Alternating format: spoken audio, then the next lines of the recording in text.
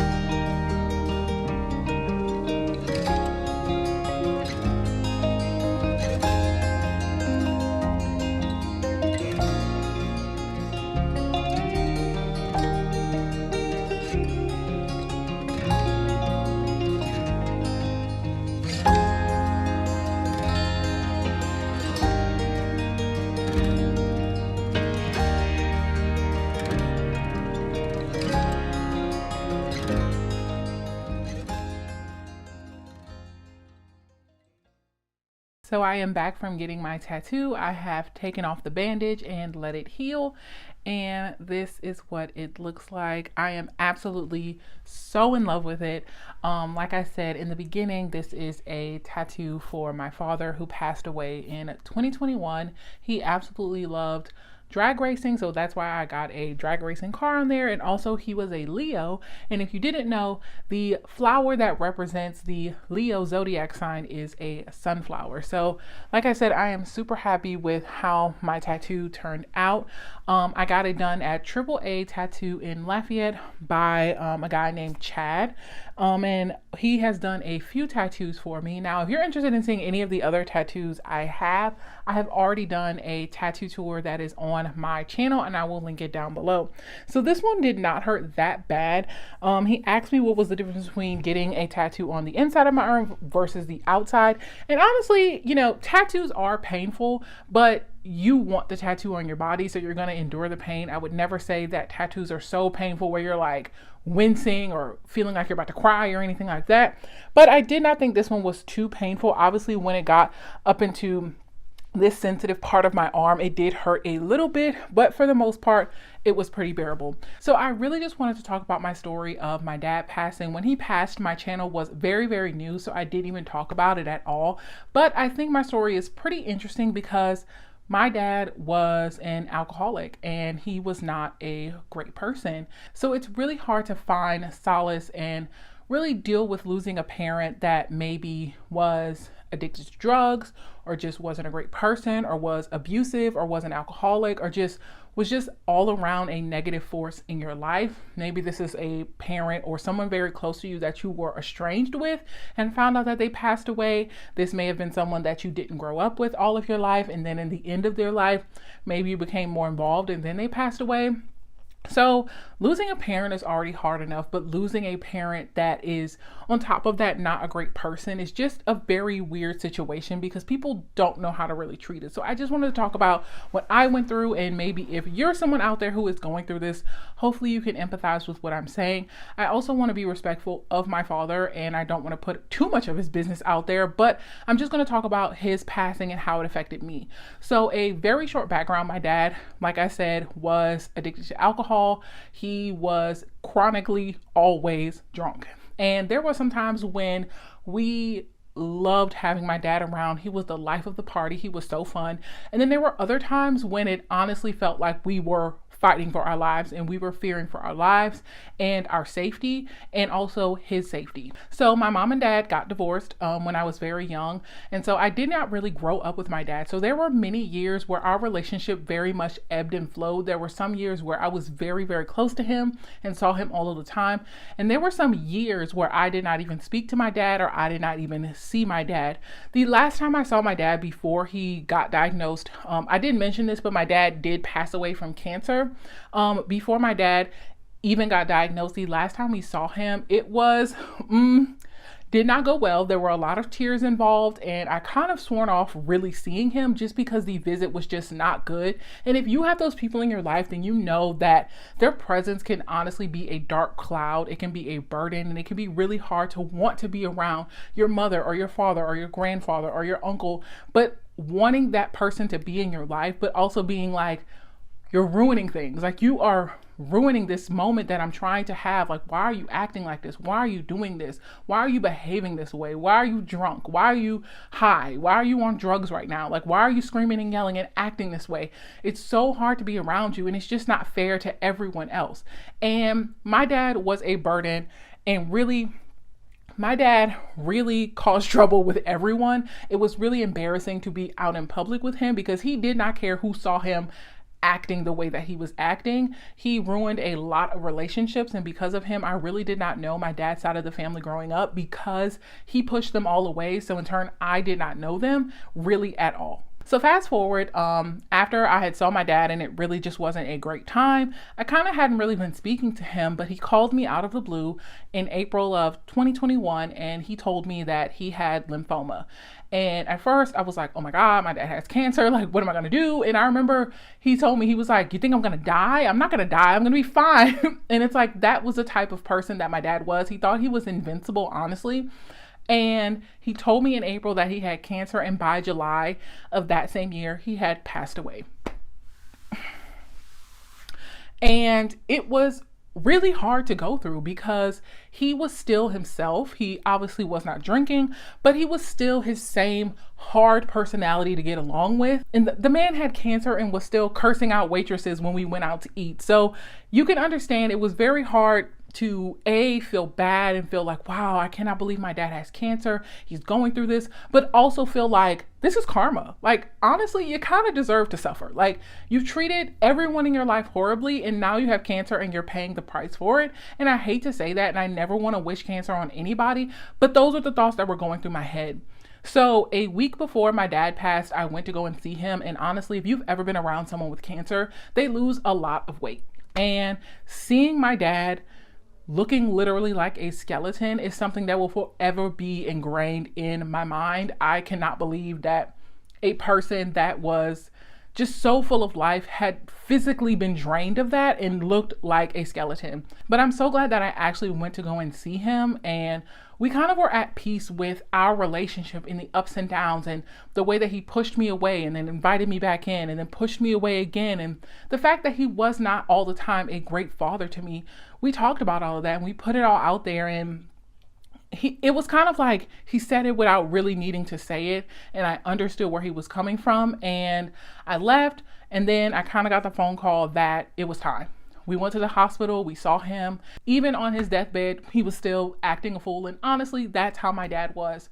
So after a couple of days in the hospital, my dad passed away in July of 2021. And honestly, we were okay. We were like, we didn't want him to suffer. We really didn't want, there are a lot of people who suffer with cancer for years. And yes, it happened so quickly, but we honestly found out that he probably knew he had cancer for a very long time and just kind of ignored it and didn't believe the doctor. So there was a time where we could have caught it way faster than we did. But by the time that he actually took it seriously and took his diagnosis seriously, it was way too late. And the cancer had already taken over all of his body.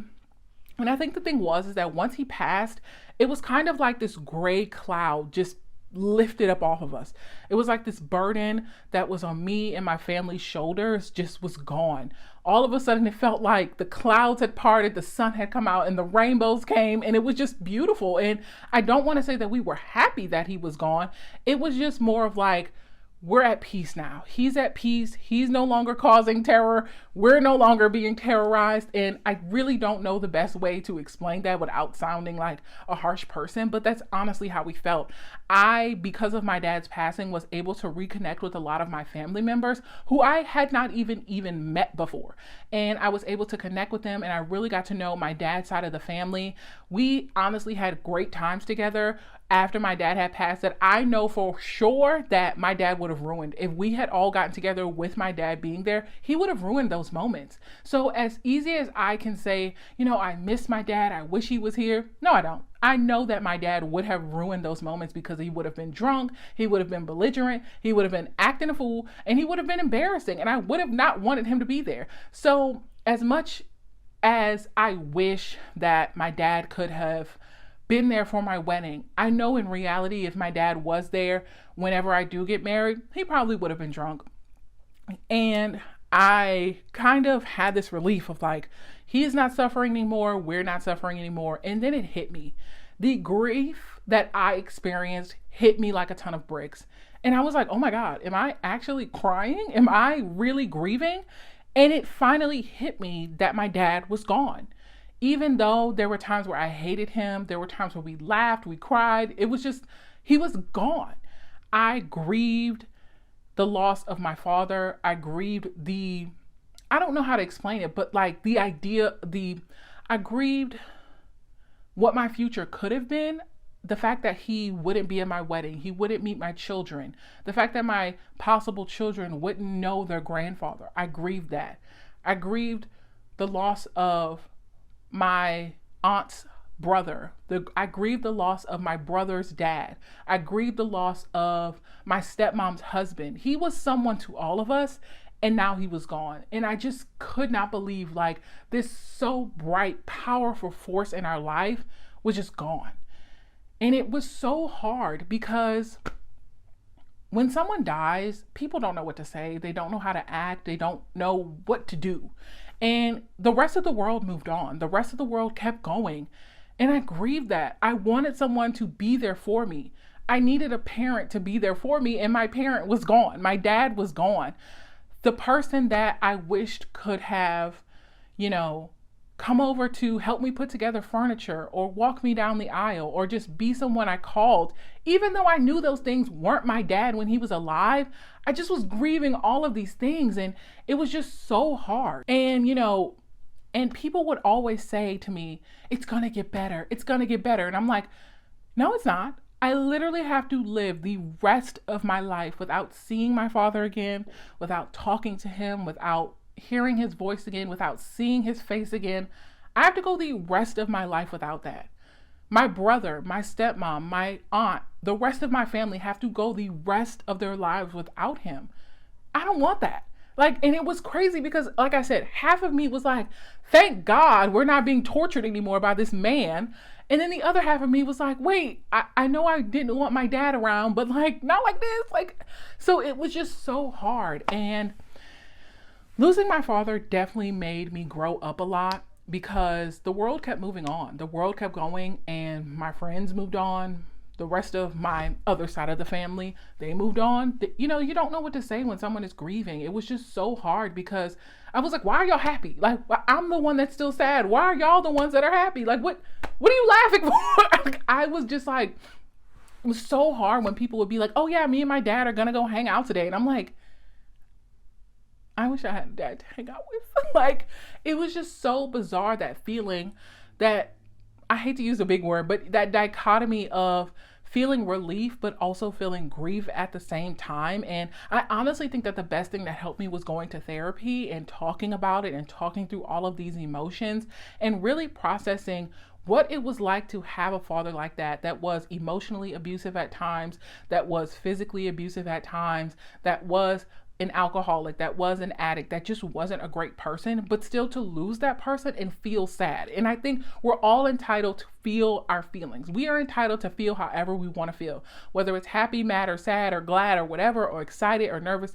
It's okay to feel your feelings. And I think if you've just lost someone in your life that maybe you don't have the best relationship with, it's okay to feel however you want to feel about that. Whether you're happy, that's fine. If you want to go dance on their grave, that's fine, but you need to let out those emotions.